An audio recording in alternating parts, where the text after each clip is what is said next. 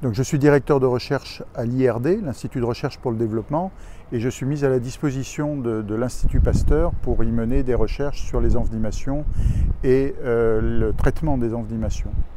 Alors, à l'Institut Pasteur, nous menons essentiellement des recherches dans différents pays du monde, notamment en Afrique, sur les envenimations par morsure de serpent et piqûres de scorpion, et nous faisons des essais cliniques pour valider des traitements, notamment des antivenins, des sérums antivenimeux.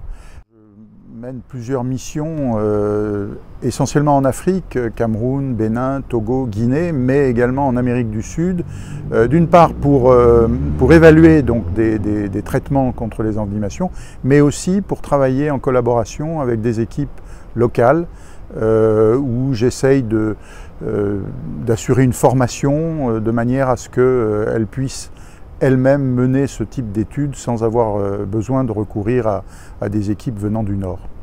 Dans le monde, il y a environ 5 millions d'envenimations, enfin de morsures de serpent et 3 ou 4 millions de piqûres de scorpions chaque année. Nous traitons dans des hôpitaux que nous avons choisis en Afrique subsaharienne, au Cameroun et au Bénin notamment. Nous traitons 200 à 300 morsures par an en surveillant de façon très précise l'évolution après la mise en œuvre du traitement. On a effectivement quelques indices qui tendent à montrer que le réchauffement climatique modifie un petit peu la répartition des serpents. Mais en réalité, ça n'est pas le facteur principal. Le facteur principal, c'est essentiellement la croissance de la démographie humaine, c'est-à-dire la densité de population qui a tendance à faire fuir les serpents. Puis d'autre part, les changements que l'homme opère au niveau de son environnement, en particulier les plantations. C'est-à-dire que lorsque on crée une plantation, on modifie l'environnement de telle façon que les populations de serpents qui vivaient dans ces lieux avant que la population ne démarre vont en grande partie s'enfuir et être remplacées par d'autres espèces de serpents.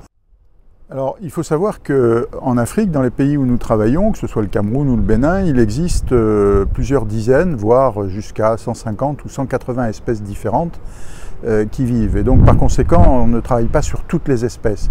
Quelques-unes sont d'une part beaucoup plus fréquentes et d'autre part beaucoup plus dangereuses que d'autres, et en particulier avec un venin qui est beaucoup plus toxique. Et en particulier dans les zones de savane, en Afrique de l'Ouest et en Afrique centrale, il y a une petite vipère que l'on nomme Equis, notamment Equis ocellatus, il y a plusieurs espèces. Cette espèce vit à proximité des plantations et même à proximité des villages, et elle est responsable d'environ 80% des morsures et des envenimations que l'on rencontre en savane. En forêt, ce sont plutôt des cobras ou des mambas, c'est-à-dire des serpents dont le venin est également très toxique, qui sont responsables des envenimations, et donc on met au point des antivenins qui sont efficaces sur ces deux types de serpents. Alors les venins effectivement peuvent être utilisés soit pour fabriquer des antivenins, puisque l'antivenin ce sont des anticorps de cheval, le cheval ayant été immunisé par le venin, et c'est la grande partie des venins sont utilisés à cela, mais il y a aussi une utilisation pour rechercher de nouveaux médicaments ou de nouveaux produits qui peuvent intéresser y compris la cosmétique. Donc il y a des laboratoires qui étudient les mécanismes d'action du venin et qui soit isolent du venin des molécules qui peuvent être intéressantes sur le plan thérapeutique, soit fabriquent selon le même modèle que la molécule que l'on trouve dans le venin, et des molécules mieux adaptées à une utilisation thérapeutique, soit parce qu'elles sont plus petites, soit parce qu'elles sont mieux agencées. Et donc plusieurs laboratoires en France, mais dans le monde évidemment, travaillent notamment sur certaines molécules antidouleurs ou sur des molécules qui permettent de dissoudre les caillots sanguins dans certaines complications de maladies cardiovasculaires. Certaines molécules ont une action sur le diabète et et sont utilisés actuellement comme médicaments du diabète de type 2, etc. L'exposition poison présente plusieurs intérêts. D'abord, c'est pour la connaissance du public, découvrir des animaux venimeux et vénéneux, c'est effectivement très intéressant.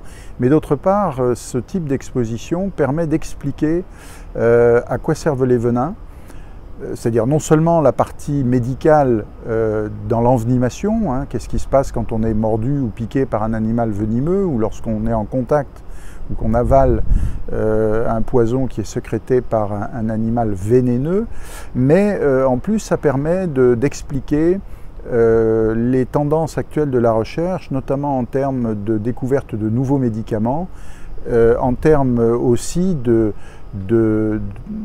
faisabilité d'utiliser ces nouveaux médicaments à partir des venins d'animaux venimeux ou vénéneux.